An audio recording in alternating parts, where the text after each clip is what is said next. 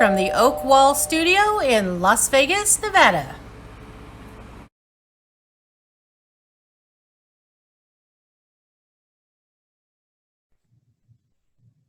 Hello, this is Jesse Oakley III, and welcome to the Yolk Zone, where we provide positive words of wisdom for the happy people.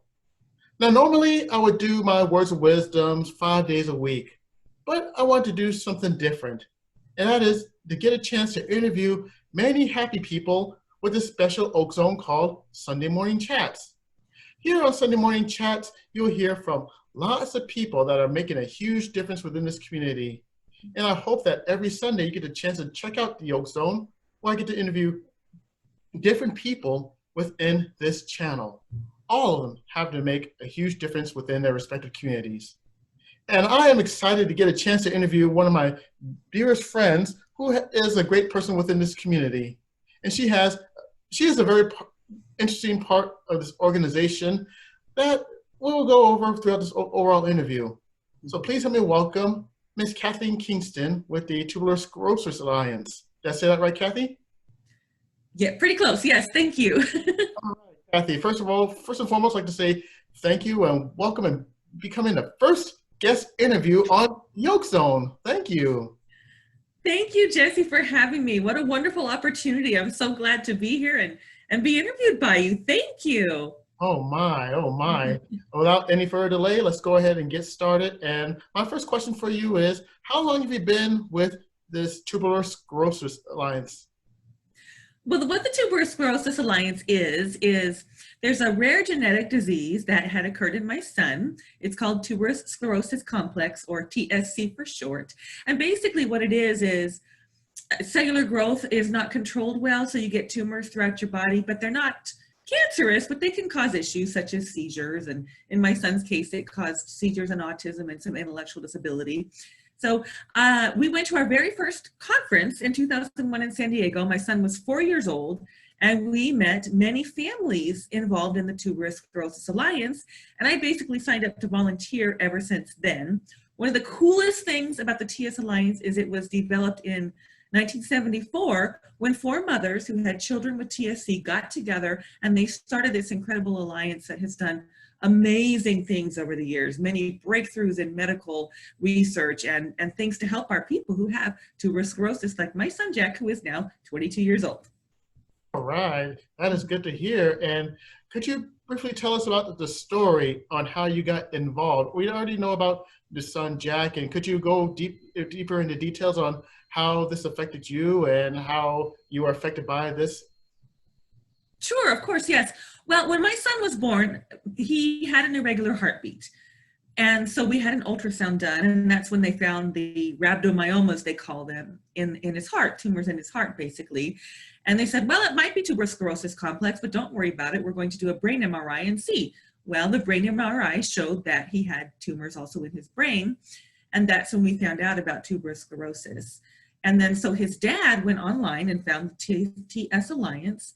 And I just reached out, and once we started going to conferences, we learned so much. It was unbelievable.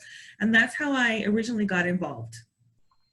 All right, that's very good. Now, you have been through different places. You mentioned San Diego and Las Vegas within representing this Tuberous Sclerosis Alliance. Now, could you tell us about the different places that you have been to, becoming a representative, and just telling the people the importance about this alliance as well as tuberous sclerosis? Yes, well, we had our first world conference that Jack and I both went to. That was in Washington, D.C. in 2014. And then there was one in 2018 in Texas. So I've been to various different states with the TS Alliance. But one of the things that I got to do for four different years, not consecutively, but there was a grandfather. He had 2 identical twin granddaughters.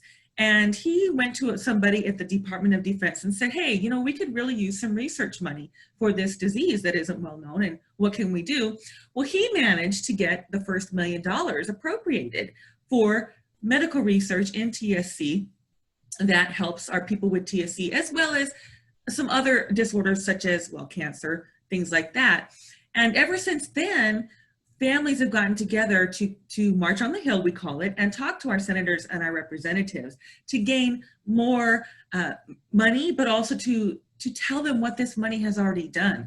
Because the money that began with the $1 million and has increased, I think we got like $7 million last year, and over time it adds up, has actually produced some major breakthroughs that have helped people with TSC. In fact, there's a boy in Arizona whose tumors were so bad they were not able to be operated on, but the medicine that came about from this grassroots research is what saved his life. So that's just one of the many stories about what the families and the volunteers have advocated to do to help with these folks with TSC and other disorders as well. Some of the medicines help many people who have seizures with other disorders.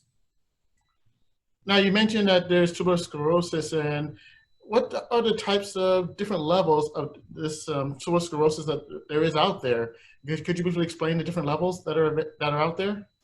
Yes, some people have this disease and they don't even know it because they really aren't that affected. They don't find it out until maybe they have a child who has TSC, and they do the genetic testing and find out, oh my goodness, I didn't know I had this, because you could be so mildly affected that you don't know you have it. We have one doctor who has done tremendous research. I mean, she's had TSC, but yet the effects of it haven't really harmed her. Then it goes to severe levels where I know families whose children and adults have had major brain surgeries more than once to just try to get a hold of some of these seizures, because some of the people have seizures that are so numerable that brain surgery is one of the options to take care of them, because these seizures can do tremendous damage. Now, Jack is in the middle. He does have autism and intellectual disability, but he's okay. He's doing okay. We don't deal with seizures too much. They're pretty much under control, thankfully. So it really ranges from so mild you don't know you have it to severe, and it just affects most of the aspects of your life. Now, when it comes to being a part of this organization, you told us different stories about the different grants and different funding and everything else. Now, what was the biggest difference that you've seen? Could you share with us another story about the biggest impact that you've seen since you joined this organization? Yes, there are quite a few things. There is a drug called Afinitor, which has been developed from the research, and it shrinks the tumors in your brain and in your kidneys. And the kidney issues can be some of those that cause the brain and the kidneys can cause the bigger problems. And so it can reduce those without the need for surgery, and that's a big deal. They're also studying CBD oil, but it's a specific kind. It's called Epidiolex, and that's a new thing. And that actually has been helpful for another disease where there's tremendous seizures, and it actually is specifically really good for that kind of thing. So that's just one of the things that helps. For my son, Jack, he's had a lot. Actually, this is kind of cool. So he's got facial angiofibromas. They are red dots that kind of raise. We had laser surgery in 2006, and that's kind of invasive. But they have the facial cream now that gets rid of these things. And it's not just cosmetic. There was one time when he was little, these things broke open because he had rubbed his nose so much from having a cold that we went to the emergency room to get them stopped. And funnily enough, it was not the emergency room that could help it. It was his ABA, Applied Behavioral Analysis tutor, that was able to work with him behaviorally to keep that Band-Aid on long enough for it to actually finally work. So there are just many facets of this, many things around that help our people. And they have lots of studies. One of them is for kids with autism who have TSC, and they look at behavioral aspects and things like that. Oh my goodness. Now, how can anyone get involved with this organization? What do they have to do? What website do they have to go to? What phone numbers do they have to make calls to? Could you share us that information? I could, yes. The tsalliance.org, tsalliance.org. And right now we are having our national virtual fundraising walk. It's next weekend, August 22 and 23. And my team is Team Jack's Angels, go Jack. And you can go to stepforwardtocureTSC.org, or you can go to the tsalliance.org and click on the Find a Walk, and you'll find the virtual walk everywhere. But you know, I did miss telling you a really cool story. Okay. Now, because I've been volunteering for this for many years, once the COVID hit, some of our volunteer people reached out to me, and they let me know that the doctors who were at the TSC clinics, these folks know what they're doing. And there was one in Memphis, Tennessee. They could actually give my son a virtual visit, even though they were not licensed in Nevada. I would not have known this had I not volunteered for these years. So therefore, we got to we talked for 2 hours with Dr. Tangela Gibson, who's in Tennessee. And I met her in 2014 at the World Conference and talked to her about my son. And I met her nurse at the 2018 World Conference. Well, she is completely fixing my son's medicines because they got out of control. And his quality of life is going up because of this TS Alliance connection. We will now have, this week actually, a world-renowned kidney doctor has looked at his MRIs, and he is going to be talking with us about Jack, and we'll see what happens there. So that's just another really cool story. You get involved in the TS Alliance and you meet people, and you never know how your life is going to be improved or how you're going to improve others, because I've been able to direct others to things that they didn't know were available. Wow, that is truly amazing. I could tell you that right now.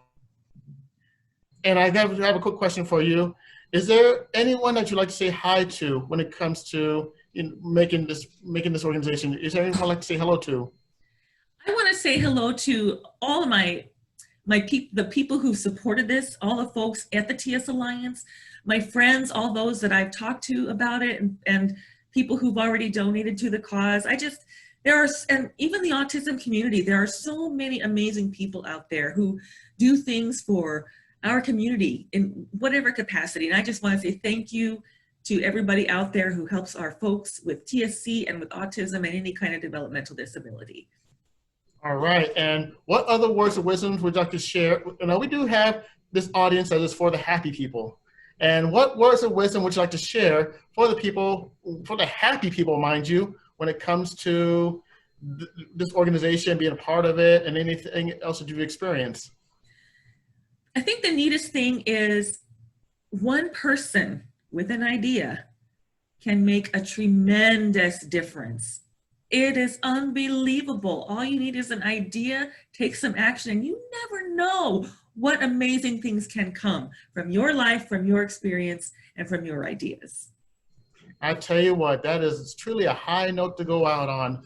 I would like to thank you very much for being the first interviewee for the Oak Zone Sunday morning chats. And I do have information that I will share with you, and as well as our happy people, when it comes to Tuberous Sclerosis Alliance. And for myself, the host of the Oak Zone, I'd like to thank you for taking the time out to talk about this wonderful organization. And for everybody that's out there, remember, this is just the first of many interviews. And if you want to hear more about the words of wisdom for the happy people, just go to YouTube, type in my name, Jesse Oakley III, subscribe, and hit the bell for the latest updates when it comes to words of wisdom for the happy people in the Oak Zone. And then with that, I would like to tell all of you, take care and have yourself a great day. Bye-bye, happy people.